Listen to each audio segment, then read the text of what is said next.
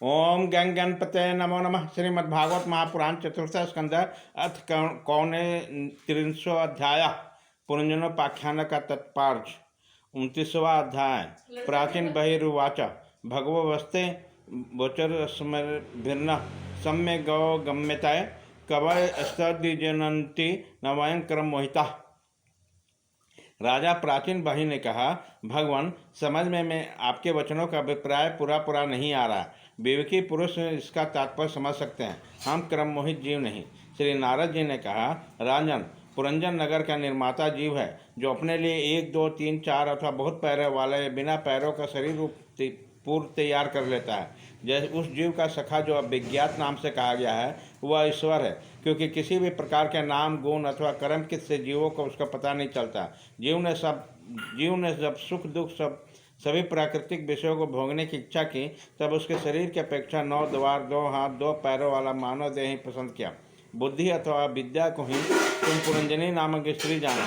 इसी के कारण देह और इंद्रिया आदि में मैं और मेरे पन का भाव उत्पन्न होता है। पुरुष इसी का आश्रय लेकर शरीर में इंद्रियों द्वारा विषय को भोगता है।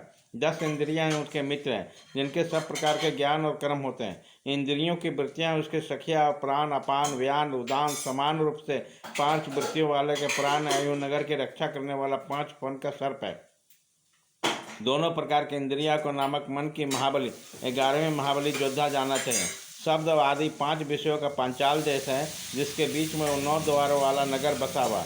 उस नगर में जो एक स्थान पर 2 द्वार बताए गए हैं, वे 2 नेत्र गोलोक, 2 नासिक छिद्र और 2 कर्ण छिद्र हैं। इसके साथ मुख, लिंग और गुद्दा, ये 3 और मिलाकर कुल 9 द्वार होते हैं। इन्हीं से होकर जीव इंद्रियों के साथ बाह्य विषयों में जाता है।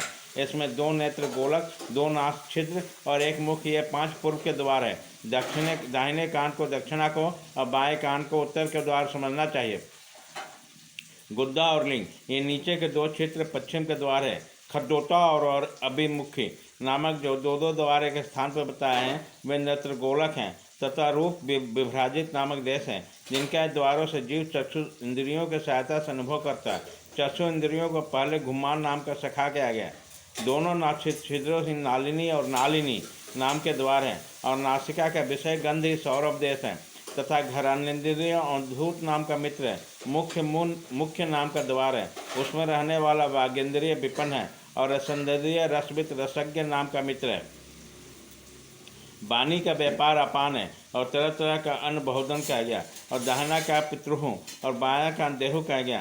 कर्म कांड रूपी प्रवृत्ति मार्ग का शास्त्र और उपासना कांड रूप निर्वृत्ति मार्ग का शास्त्र क्रमशः दक्षिण और उत्तर पंचाल देश है। इन्हें सर्वंदेन्द्रिय रूप शरदधर की सहायता से सुनकर जीव क्रमशः पितृयान और देवयान मार्ग में जाता है। लिंग ही आसुरी नाम का पश्चिम द्वार है। स्त्री प्रसंग नाम ग्रामक नाम का देश है, और लिंग में रहने वाला उपस्थंद्रिय दुर्मद नाम का मित्र है। गुद्दा नृत्य नाम का पश्चिम द्वार है। नरक वैश्य नाम का देश है, और गुद्दा में स्थित पायु इंद्रिय लुब्धम नाम का मित्र है। इसके सिवा 2 पुरुष अंधे बताए गए हैं, उसका रहस्य भी सुनो। वे हाथ और पाँव हैं, इनकी सहायता से जीव कर्म से सब काम करता है और जहाँ तहाँ जाता है। हृदय अंतःपुरन है, उसमें रहने वाला मन विसुचीन नाम का प्रधान सेवक है। जीव उस मन के सत्व आदि गुणों के कारण ही प्रसन्नता हर्ष रूपी विकार अथवा मोह को प्राप्त होता है। बुद्धि रासमहन से पुरंजनी को जिस प्रकार स्वप्नावस्था में विकार को प्राप्त होता है और जागृत अवस्था में इंद्रिया को विकृत करता है, उसके गुणों से लिप्त होकर आत्मा जीव उसी रूप में उसके वृत्तियों का अनुकरण करने को बाध्य होता है। यद्यपि वस्तुतः वह निर्विकार साक्षी मात्र है, शरीर ही रथ है। उसमें ज्ञानेन्द्रिय रूप 5 घोड़े जुते में देखने में संवत्सर रूप काल के समान ही अप्रतीत वेग है, वास्तव में वो गतिहीन है। पुण्य और पाप, ये 2 प्रकार के कर्म ही इसके पहिए हैं। 3 गुण ध्वजा हैं, 5 प्राण डोरियाँ हैं, मन वाग डोर है, और बुद्धि सारथी है। हृदय बैठने का स्थान है। सुख दुख आदि द्वंद्व जूहे हैं। इंद्रिय का 5 विषय उसके रखे आयुध है, और तबच्चा आदि 7 धातुएं उसके आवरण है। 5 कर्मेंद्रियाँ उसके 5 प्रकार की गति है। इस रथ पर चढ़कर रथ रूपी जीव मृग तृष्णा के समान मिथ्या विषयों को दौड़ता है। 11 इंद्रियां उसकी सेना है तथा 5 ज्ञानेन्द्रिया के द्वारा उन इंद्रियों के विषय को अन्यायपूर्वक ग्रहण करना है उसका शिकार खेलना।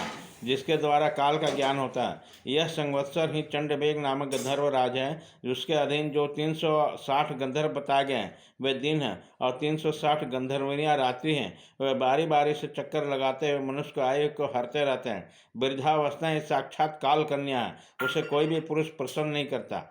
तब मृत्यु रूपी जगन्नाथ ने लोक का संहार करने के लिए उसे बहिन मानकर स्वीकार किया।